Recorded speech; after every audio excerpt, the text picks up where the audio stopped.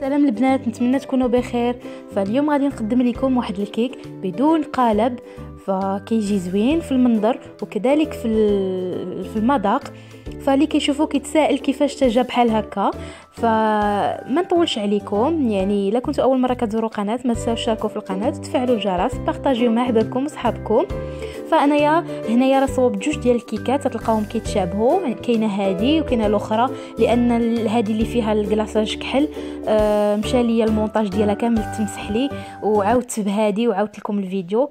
فكما كتشوفوا ها هما المقادير ديال الكيك. غادي نبدا باول حاجه كنحتاجها اللي هي نص كاس ديال السكر، نص كاس ديال الزيت ما يعادل 6 المعالق كبار، نص كاس ديال الحليب ما يعادل 6 المعالق كبار، شاسي فاني من حجم 7.5 غرام، خماره من حجم 8 غرام، جوج حبات ديال البيض. يعني هاد الحبات عندي كبار، الا كانوا الحبات صغار اللي غتستعملوا فمن الاحسن ديروا 3 ديال الحبات ديال البيض. وغادي نحتاج كذلك معلقه كبيره ديال الكاكاو ديال العبار، الا كنتو غتستعملوا الساشي فاستعملوا جوج، حيت هذا اللون الغامق ديالو غامق اللون ديالو. وغادي نحتاج كذلك الدقيق حسب الخليط، يعني من 7 حتى 8 ديال المعالق كبار على حسب النوعيه ديال الدقيق كتختلف. داكشي علاش ما كنحددش. فاول حاجه غادي نبدا بها بالنسبه للكيك، يعني غادي ناخذ البيض غادي نهرسو، غادي نضيف السكر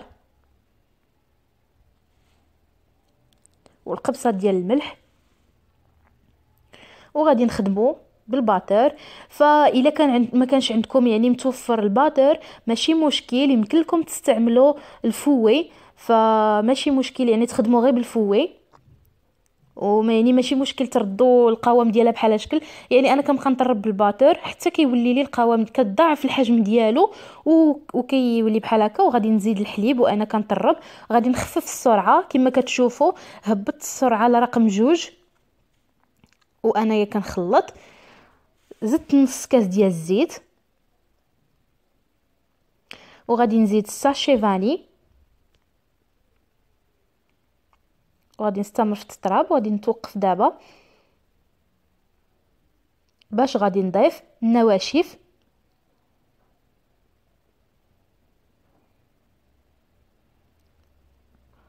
فانا كما كتلاحظوا درت 5 ديال المعالق ديال الدقيق وزدت الخماره، وعاد يعني نخلط ونشوف واش نزيد الدقيق. وغادي نزيد المعلقه ديال الكاكاو كما كتشاهدوا.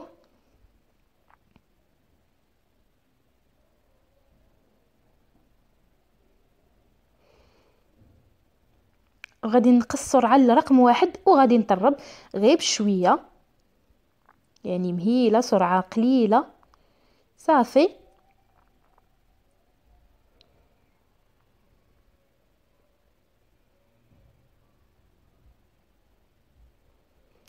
فكما سبقت وذكرت اللي ما متوفرش عنده الباتور يمكن له يستعمل غير الفوي اولا الطراب اليدوي،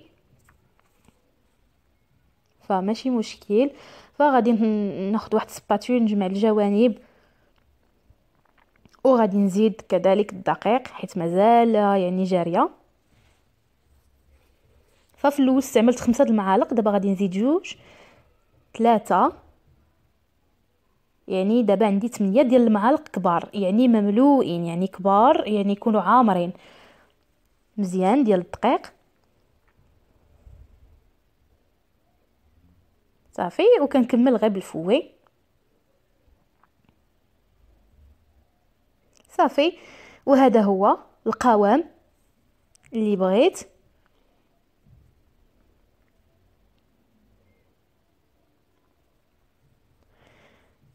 غادي ناخذ واحد المول اللي غلفته بورق الطبخ، وغادي ندهن الجوانب ديالو بالقليل من الزيت صافي.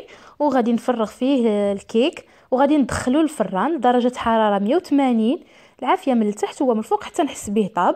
ومنين يطيب شويه نهبطوه يعني من الفوق، الا بغيناه يزيد يطيب لنا شويه من الفوق. كما كنعرفوا الكيكه ديال اللي كيكون فيها الكاكاو راه دغيا تطيب، ما تاخذش معنا وقت بزاف، ما نحلوش عليها الفران يعني حتى نحسوا بها طابت. ندخلوا فيها واحد الموس ونشوفوها واش يعني ما بقاش فيها، ما كنخرجوا الموس ناشف راه وجدات. فندوزو للكريمه. الكريمه اللي لداخل غادي نحتاج فيها نصف لتر من الحليب، 3 المعالق كبار ديال السكر، معلقه ديال الكريم باتيسير. انا كنستعمل هاد الكريم باتيسير باش انا كنوريكم باش تعرفوا. هذه هي. والنشا 3 ديال المعالق كبار ديال النشا، يعني 3 المعالق يكونوا ملوئين. المايزينا انا وريتكم الكرتونه ديالها. وكنحتاج كذلك شاسي فاني، وغنحتاج حبه وحده ديال البيض، وغادي نحتاج كذلك معلقه كبيره ديال الزبده. بالنسبه للطريقه غادي نضيف السكر، وغادي نضيف الغبره ديال الكريم باتيسير، وغادي نضيف كذلك الغبره ديال النشا او مستحضر النشا، وغادي نضيف كذلك شاسي فاني. فاللي يعني يمكن لكم تزيدوا يعني بشور الحامضه ولا بشور البرتقال حسب الرغبه، يمكن لكم تنسموا باي حاجه كتبغيوها. وغادي نزيد الحبات ديال البيض، وغادي نخلط مزيان. فالزبده، المعلقه ديال الزبده هي اخر حاجه غادي نديرها، ما غاديش نديرها دابا حتى ندي الخليط فوق النار ونبقى في التحريك. فانا درتو فوق البوطه هنا وغنبقى كنحرك حتى يعقد، يعني ما نحيدش من التحراك لان فيه البيض والنشا والكريم باتيسير فيمكن يتحرق من التحت. فهو كما كتشوفوا هذا هو الشكل ديالو من بعد ما كيعقد. فانا زدت المعلقه ديال الكبيره ديال الزبده وغادي نحرك حتى تذوب الزبده تماما. صافي. وغادي نحط الكريمه على جنب، نغطيوها بشي ميكا، يعني من الاحسن نلصقوا فيها شي ميكا، يعني يعني اون كونتاكت الكريمه مع الميكا، ونخليو على جنب ونمشيو للمونتاج. فهذه هي الكيكه ديالي من بعد ما بردات، فما كتجيش منفوخه بزاف، هذا هو المطلوب منها. يعني فقط يعني اللي يعطينا جوج ديال لابار. فكما كتشوفوا هي راه يعني جايه بحال تقولوا بلاستيك كتلوى وزوينه صراحه الله.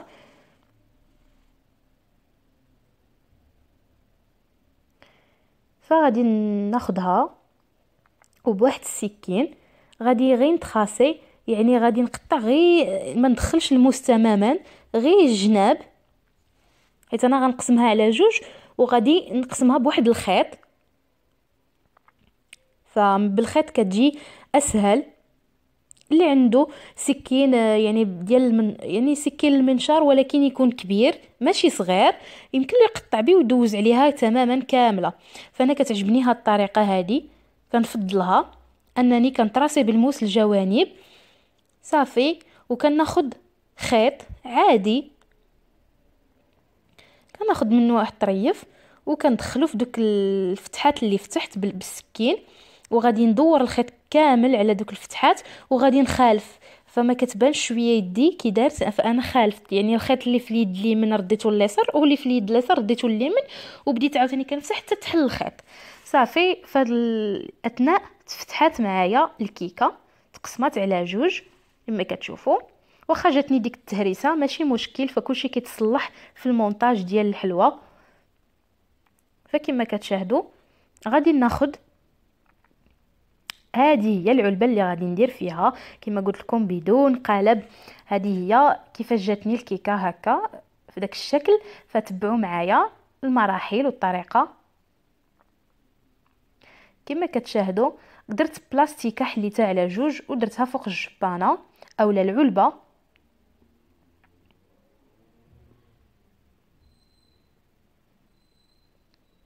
وغادي ناخذ القطعه الاولى ديال الكيك وغادي نحاول ندخلها وتاخذ الشكل ديال العلبه. نحاول معاها غير بشويه وانا كنقاد في الجوانب كما كتشاهدوا انا كنقاد فيها. فواخا كتكسر يعني من الجوانب شويه فماشي مشكل، يعني كلشي كما كنقول لكم كيتصلح وكيتغطى مع الكريمه مع العناصر الاخرى.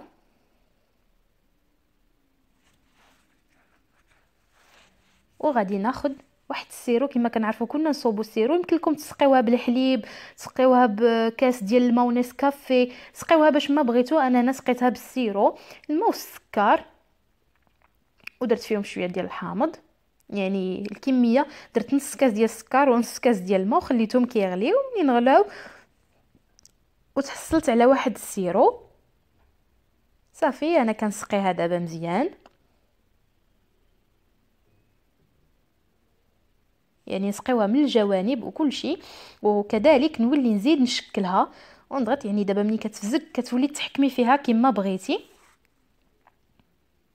وغادي نجيب الكريمه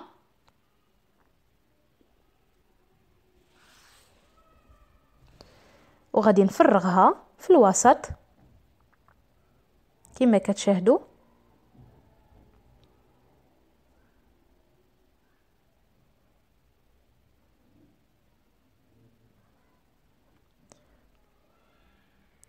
وبالظهر ديال الملعقه غادي نقادها شويه باش تجي مسرحه.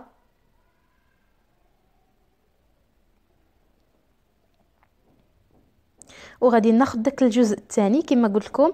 يعني راه كلشي كيتصلح في المونتاج ديال الكيك. كنقطع كنضغط باش كنحيد دوك الزوائد.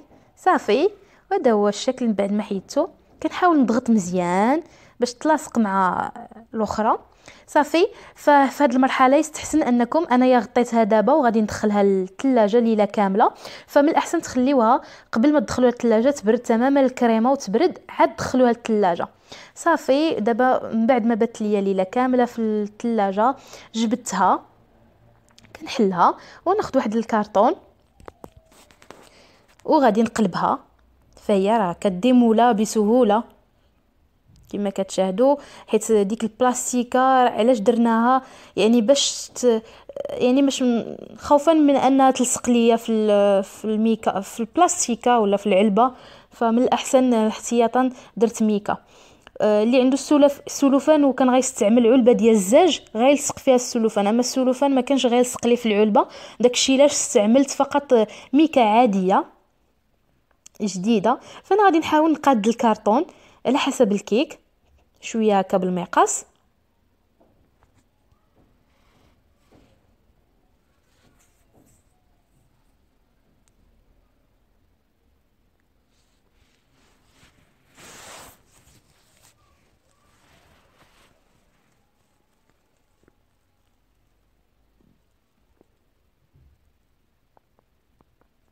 صافي كما كتشاهدوا. من بعد ما كملت تقطع ديال الكرتون غادي ندوز دابا للتزيين.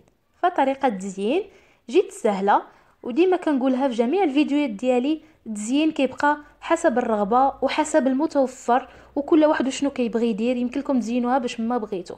فانا خديت واحد الكاس ديال الكريم فريش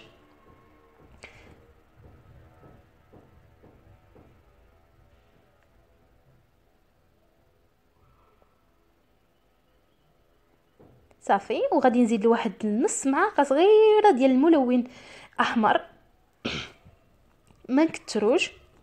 وكيبقى على حسب الرغبه يعني اللون اللي بغيتو يجيكم. انا ما بغيتش اللون يجي غامق فقط فاتح شويه. صافي. وبالخلاط الكهربائي غادي نطرب حتى تطلع ليا بحال كريم شونتيي. غنطرب مزيان حتى نتحصل على كريمه. صافي من بعد ما انتهيت من التطراب تحصلت على هاد الكريمه. فغادي نمشي دابا باش نزينها. اول حاجه كندير بحال غادي نعمر دوك الحفاري اللي تيكونوا في الكيكه.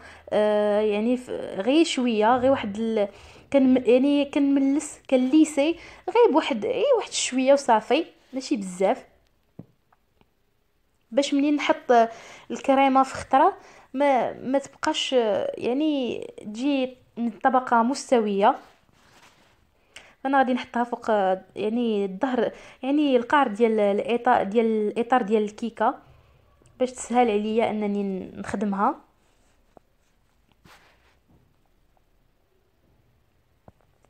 صافي كما كتشاهدوا انا فقط كنعمر غير كنمسح مسحات خفاف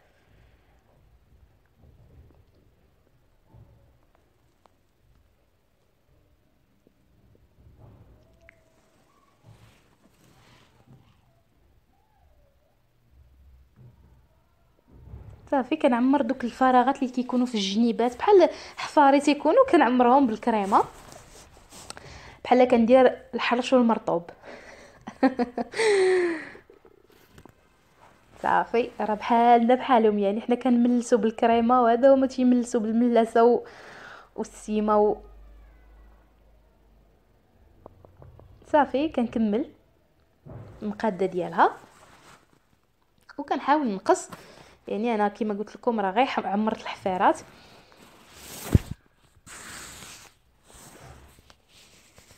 صافي كما كتشوفوا وغادي ناخذ واحد البوش عادي يعني فيه دويره عادي، يعني ما فيش شي شكل.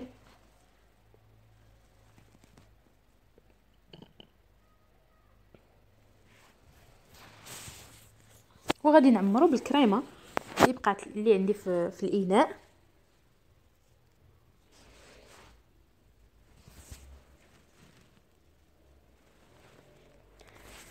صافي ومن بعد ما كنعمر الكريمه في الاناء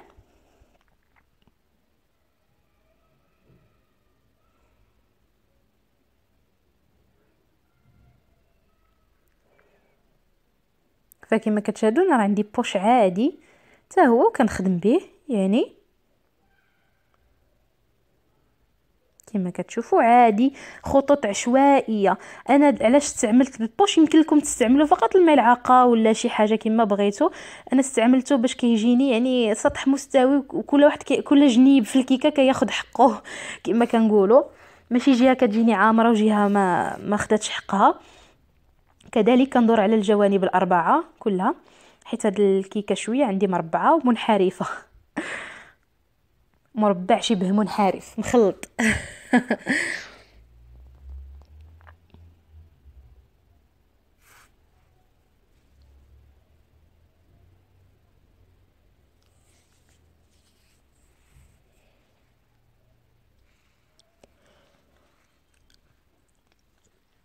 صافي من بعد ما غادي نكمل بالبوش.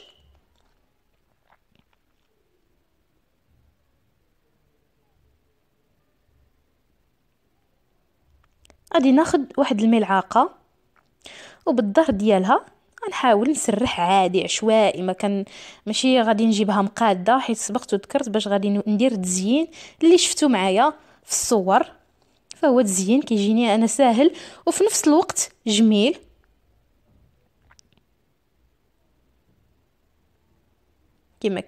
كما كتشاهدوا فانا ما عنديش كي ندير نشرح لكم، فنخليكم مع الفيديو.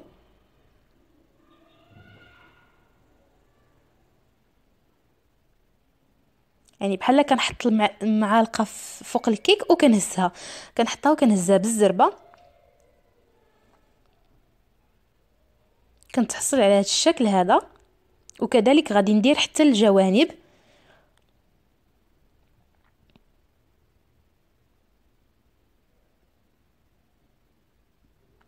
صافي ومن بعد ما كملت التشكيل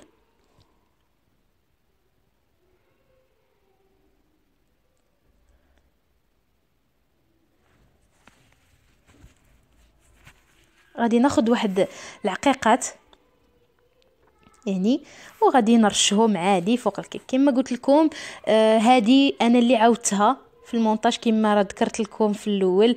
الاولى كنت صوبتها كان واحد شويه د الكلاصه شايط ليا من لابوش اللي راني حاطاها في الفيديو، نخلي لكم الرابط ديالها اسفل الفيديو في صندوق الوصف، غادي نخلي لكم الرابط ان شاء الله.